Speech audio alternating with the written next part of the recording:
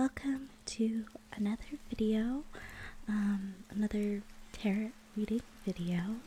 So we are going to go over the general energies for the entire month of January in 2023.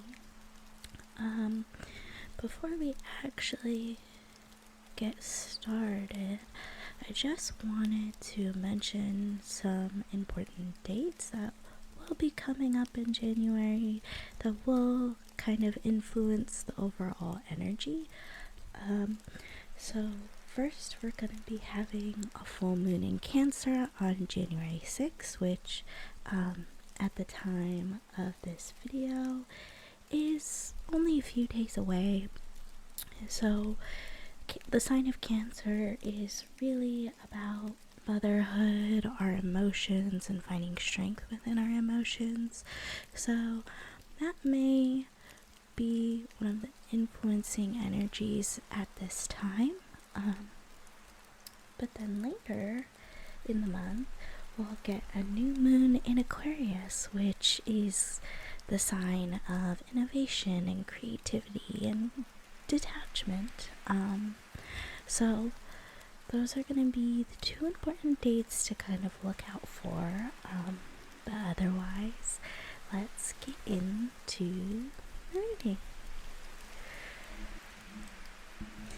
Hi Gemini, welcome to your reading for today. We'll be going over the general energies for the whole month of January 2022. As you can see, we have our two oracle decks here, which I will draw first before drawing your past, your present, your future, and then how you are feeling internally at the moment, and then I'll be pulling the bottom of the deck for some advice that the universe can give you. So let's get started. I'm excited. I love Geminis.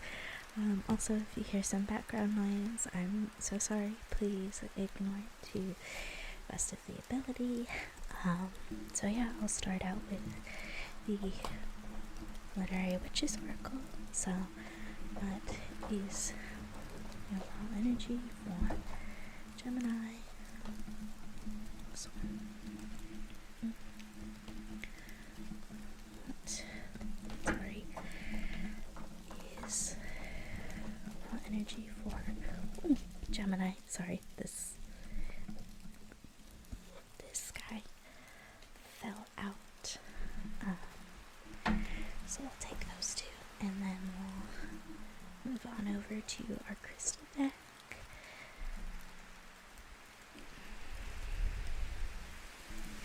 So, what are the overall energies for Gemini? I feel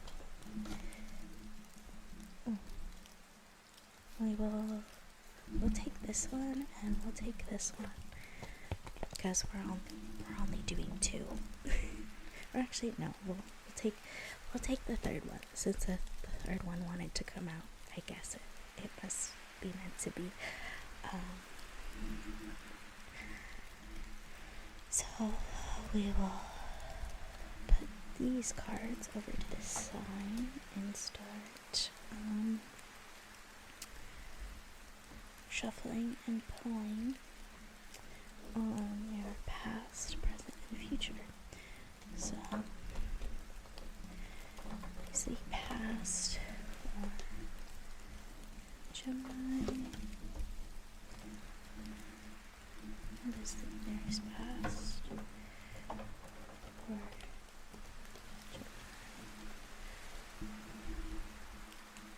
Gemini?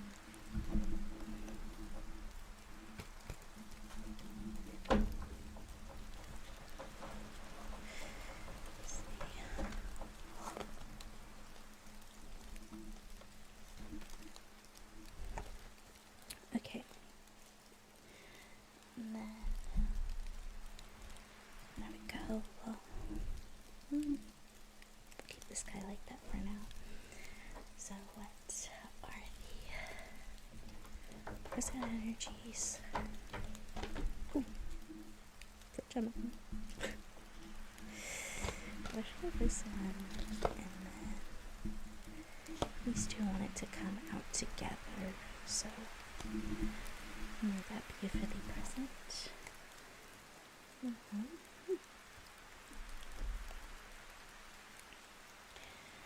then we'll do, what is the future for Gemini? The twins, this one, and this one, and then one more for Gemini, the lovely twins, the future.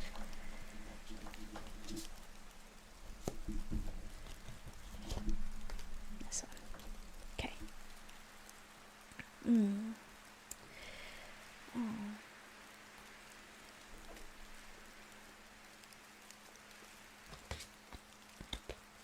Okay.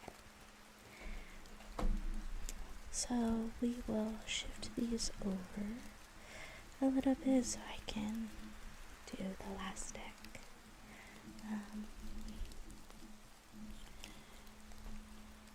As I'm shuffling these, my throat is like a little bit hoarse. I feel like dry, so maybe something with communication might be going on. I don't know. We'll take a look at the cards and see, but that's just something that intuitively is sticking out to me in the moment. Like, it's difficult for me to speak, and it wasn't before. So, Gemini, how are you feeling? Gemini, how are you feeling? Internally. These two stuck together, so we'll take both of those. Okay. So, and then I will pluck the last cards from the bottom of the deck in the order that I pulled on them to make an advice pile. So this is your advice pile, and since I can't fit all of the cards on the table, I will just be going through your past, present, and future first, and then I will go through your internal thoughts or experiences, and then go through your advice, and then we'll have a look at the overall energy. So we'll put these over here to the side. In your recent past, we have the High Priestess. So definitely connecting with your intuition here. Then we have the Sun. And last but not least, we have the Eight of Cups. So walking away from something. Then in your present, we have the Lovers. Interesting. And then we have the Tower. Ooh, okay. I see. And then last but not least, in your present, we have the Star. Oh.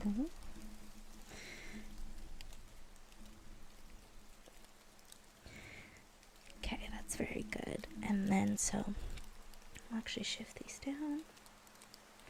So, in your near future, you have the,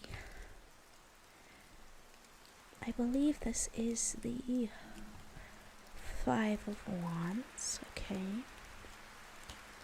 Five of Wands. And then you have the Magician. And last but not least, you have the Seven of Swords. Okay. I see here. So, looking at your overall energy, you decided to follow your intuition and walk away from something because you knew it would make you happier, like a happier person later on. Maybe not necessarily in the moment, but you knew that that was what was best for you. And we can see that choice bleeding into the present because you have the Lover's card here. So maybe you haven't necessarily made that choice yet. Maybe you're thinking about walking away, or maybe mentally you've determined that you're walking away, but in the moment you haven't outwardly expressed that decision. And this could be like a relationship or having to do with your job, or I don't know why I'm leaning more towards it's some kind of important relationship in your life. So it could be with maybe a mentor, a coworker who you value, or it could even be like a romantic relationship itself. But I'm feeling it's a one-on-one person thing, this issue. And so because you're having to walk away and make this choice to take better care of yourself, it's causing this tower moment. It's causing this feeling of instability in your life, because the purpose of the tower, even though it seems scary, is to bring us down to our very foundations and to build anew. So imagine your home got like swept away in some sort of storm or hurricane, and so everything that was in the past in that house, your old photos, your old memories, are now gone from that specific place, and now you have to build anew. That's kind of the energy that comes off of the tower. And what always follows the tower is the star, is your hopes and your dreams and everything that you wished for. And so it may seem tough now in the moment to make this decision to walk away, but you know that it's going to be beneficial. You know that your wish is going to come true, and you know that there is light from the sun that is coming up ahead. But there may be some conflict because of it. So, for example, this relationship, you may feel like you have to defend yourself, or battle through a situation because you've made this choice, and it might not be something that this other person likes about it. So you're trying to just keep to yourself, defend yourself, and feel safe within yourself and within your relationships, and move forward, manifest something new in your life that you can focus on instead. But this residual energy that's coming from this person or relationship or thing is very tricky to deal with. So it's not, even though you made the decision to walk away, maybe there is just still residual energy that is like being attached to you, and that's why it's so tricky to deal with. But ultimately, with the Magician in the future, it shows that you're coming on top and you're manifesting something that you've wanted. You're manifesting a wish that you wanted, whether this is a job or the right person for you per se. So that's what I'm getting from the past, present, and future. So now we'll go into what you're feeling internally and your advice and ultimately the oracle card. So just give me a moment to clear up the table.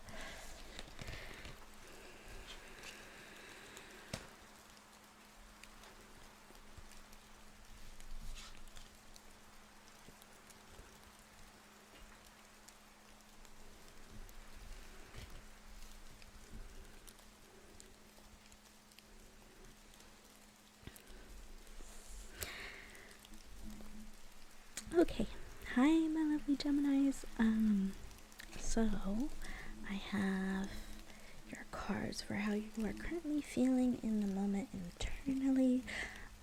So the first one is going to be the Ten of Pentacles. It came up in reverse, but I don't take reversals, so I'm going to flip it.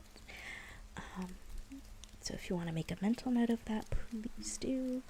And then we have the Eight of Pentacles. And then last but not least, we have the Ace of Pentacles. Okay, so internally you are working hard on yourself. You are focusing on yourself and you are planting the seeds that need to be planted to grow long term into a legacy. So that is really all you're seeing and you're focusing on right now. You are focusing on you. So let's take a look at the energies that are going, or not the energies, the advice that's going on. I mean, they could be energies, you could take them as energies, it's up to you. But your first advice card is the Two of Wands. And then we have the Moon. These two lovely animals here. And then we have the Eight of Swords.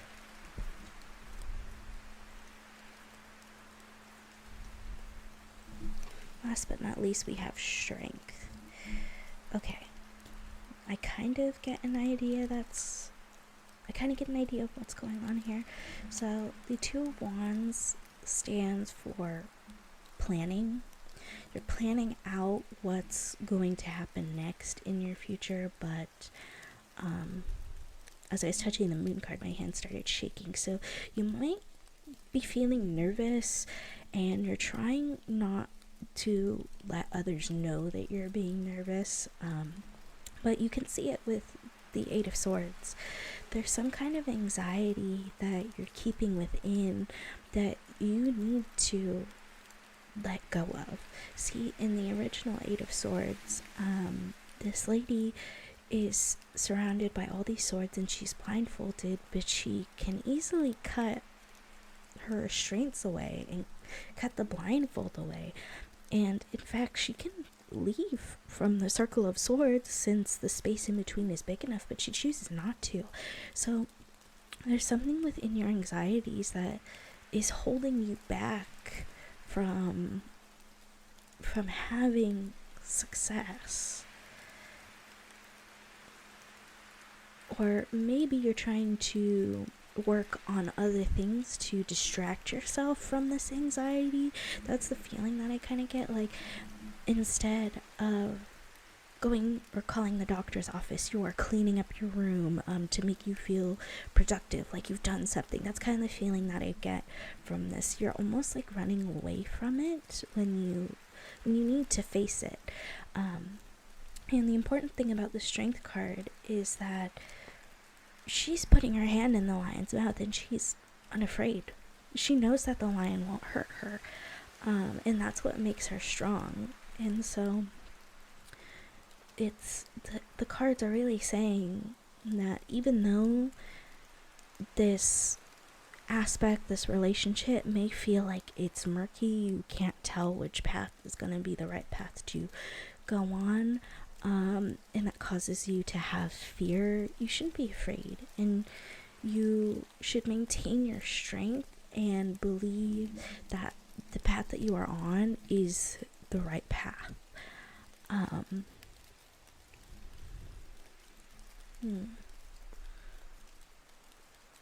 And this may be like the residual energy that I was talking about from that Tower moment, because Tower moments often not necessarily fill us with fear, but they have us address our very foundations, which means that we have to address our fears. So that also may be something that you have not fully recognized, and that's why it's interfering with your future to be able to manifest the things that you want. So Spirit is really telling you to free yourself from these restraints, to move forward and be strong and be confident in what you're doing. So let's look over the oracle cards that we pulled. So we'll start off with the literary witches. First you have Wall. Yep, I don't... It's kind of, I don't know, Wall is a little self-explanatory, so, well, before I talk, let's look at the second card. So you have, Praying Mantis. Yes, definitely this Praying Mantis energy that I feel. Kind of aggressive energy, but not aggressive in the right way. It's like internal aggression.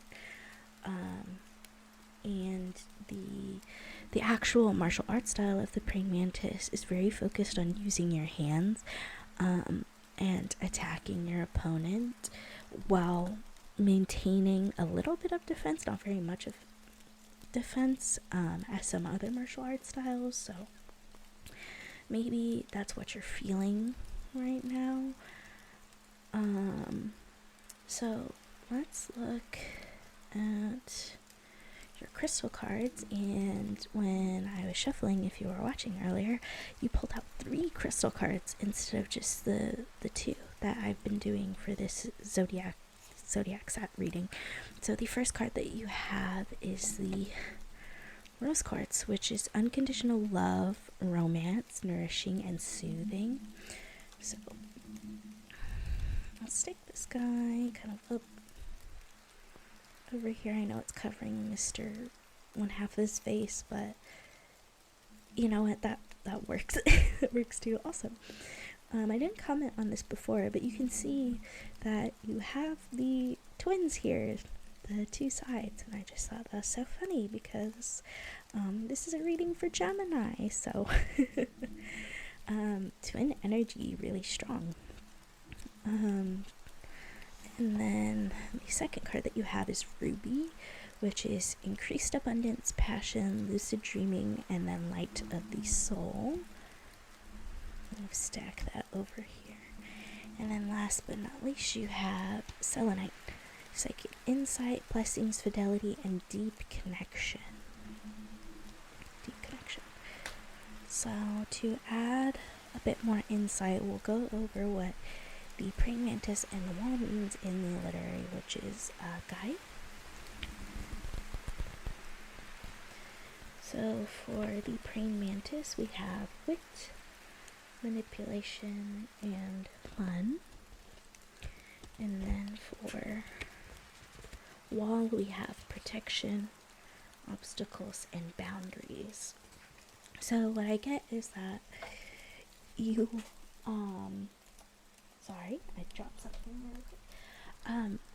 But what I get from your reading is that you seem to be putting up this wall towards whatever this emotion or anxiety that you're feeling, in order to protect yourself.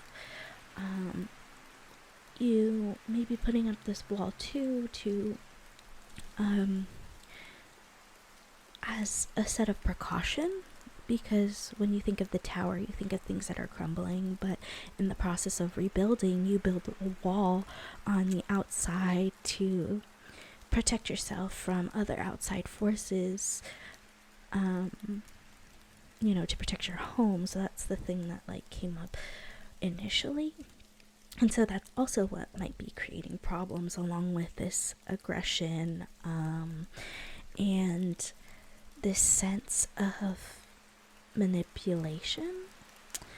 And I say that with a question because manipulation can be a good or a bad thing. I think for the most part, we all think of it as something bad, like manipulating someone, but the reality is that we manipulate our own realities, and that's a very powerful thing. And so I feel like you are trying to manipulate your reality into something positive, but there still aren't things that you're not addressing in order to achieve that unconditional love, that passion, that increased abundance, that deep connection that you're looking for within your life.